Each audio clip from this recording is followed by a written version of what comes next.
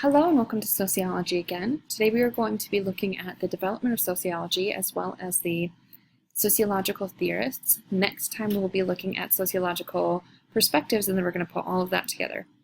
So let's get started. We're going to talk about our first theorist is the foundational theorist of sociology, whom is Auguste Comte. So Auguste started social physics, really starting to look at sociology as a science, and positivism.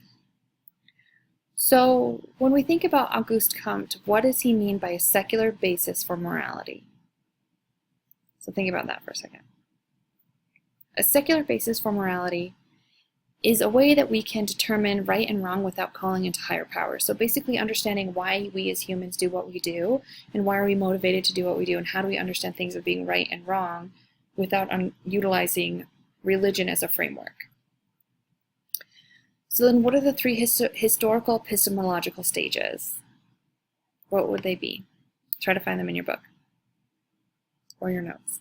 So your next one is, we have the theological stage, where society seems to be a result of divine will, again going back to religion. We have the metaphysical stage, where humankind's behavior is natural and we have biological instincts. And then we have the scientific stage. So this is really social physics, right? Assertions of equations and mathematical patterns to understand how all social institutions work. You should already know exactly what a social institution is. We talked about it last time. If not, go back to that video and start to re-familiarize yourself with this idea of a social institution. Okay, so Harriette Martino was first to translate Comte to English, theorized about how our nation's physical and social aspects, education, arrests, how these connect to the federal and state governments. She's one of the earliest feminist social scientists writing in English. Okay, so let's get back to it. Karl Marx, which is arguably one of the most notable, famous sociologists that we have, he created Marxism, which is an alternative to capitalism. He really looked at how capitalism is a unhealthy structure and has continues to put people against each other and is unsustainable. So Karl Marx believed that it was primarily the conflicts between classes that drive social change throughout history. With the Industrial Revolution and the rise of capitalism, he theorized that the very tools and processes that we embrace to survive have come to dominate us. So some terms that he came up with, there are two terms, so try to see if you can think and remember those. All right, what are your guesses? We have the proletariat, which are the working class or the workers, regarded collectively, we as the proletariat, the working class, and the bourgeoisie. And with the bourgeoisie, basically that's the capitalist class who owns most of society's wealth and means of production. How we can see that today is that we have those who create means of ideas and concepts, and those of us who carry out or implement those but don't really have a whole lot of chance to create or derive new ideas. Okay, so then we have Max Weber. So with Weber, he critiqued Marx for focusing solely on class, argued that the religious transformation that occurred played an important part in our economic structures in society. And then this concept of Verstehen, understanding, basically. To truly understand why people act the way they do, a sociologist must understand the meanings people put to their actions.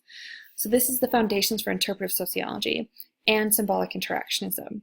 So before we start to understand or start to think that we can understand why people do what they do, we need to start understanding the meanings that we put on objects and statuses and activities and things in life, right? So going back to this idea of a cultural script, what are the meanings or what are the rhetoric that goes along with it? Our next is Emile Durkheim. Emile looked at how modern capitalism and the Industrial Revolution have influenced the way people interact. So looking at the division of labor having social and moral consequences. So he really looked at social cohesion and anomie. So Emile Durkheim was really interested in suicide and why people committed suicide, right? So social cohesion is this feeling if you are able to if you're able to predict society and that you feel like you're cohesive and you have a belonging within society. And then anomie is a sense of aimlessness or despair that arises when you can no longer reasonably expect life to be predictable. So too little social regulation. Social cohesion is a lot of social regulation. So considered the foundational practitioner of positivist sociology, which is a strain within sociology, believes that the social world can be described and predicted by certain describable relationships. Does that make sense?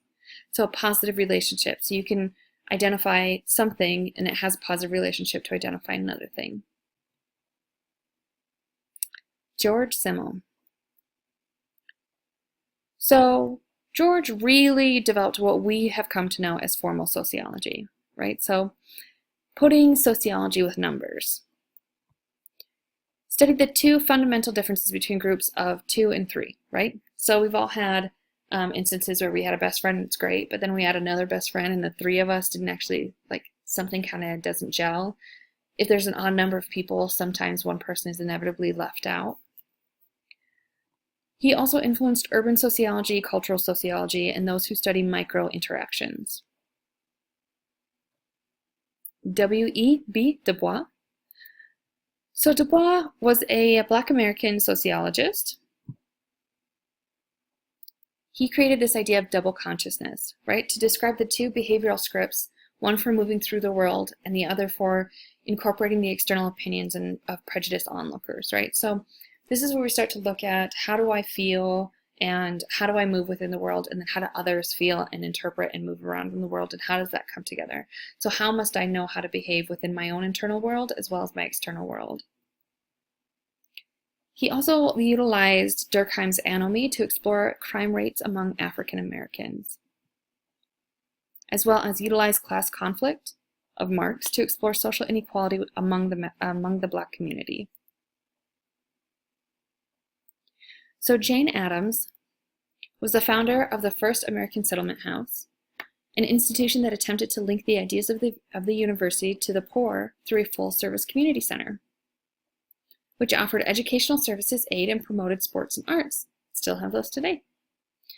She was the author on both the substance and methodology of community studies, so we're starting to get into more branches of sociology. And then this is your activity that you're going to need to do and then comment on in the discussion. I'll put a link to this. So this is where you have an interactive experience of being able to look at the sociological family tree. So if we see this, right, so we can see that sociology's history is much like a growing tree. So then once you are able to click on it, then you will look at the roots of it, right? So what really started, who started sociology, right? So we have the historians, the economists, the philosophers, the theologians, right? So you have Darwin, George, Herbert, Spencer, Harriette, Auguste, right? We covered some of them within our lecture, but you will be required to know in depth all of these. So what you want to do is just hover your cursor over them and it will tell you exactly who they are, right? So Auguste Comte, right, was the first thinker to provide a program for the scientific study of sociology. Harriette was a journalist and political economist, right, proclaiming radical views for labor. Herbert Spencer was primarily responsible for the establishment of sociology in Britain and America. Darwin was the best-known proponent of the notions of evolutions. George created formal sociology, right, sociology of pure numbers. And then we can click up here for the higher branches, and we can see how once sociology was created, we have all of these different people and all of these schools of thought, right? So you should be very familiar with the different people that we've talked about. George Herbert Mead, W.E.B. Dubois, cool. So then once you are familiar with all these people, there are different theoretical perspectives that we are going to look into next time. If you would like to familiarize yourself with them, you can just hover over them. Feminist, neo-functionalism, functionalism. There are 3 main ones that we will cover and we will continue to utilize throughout the rest of the semester. It will be functionalism, symbolic interactionism, and conflict theory. Cool? Those are the 3 foundational theories.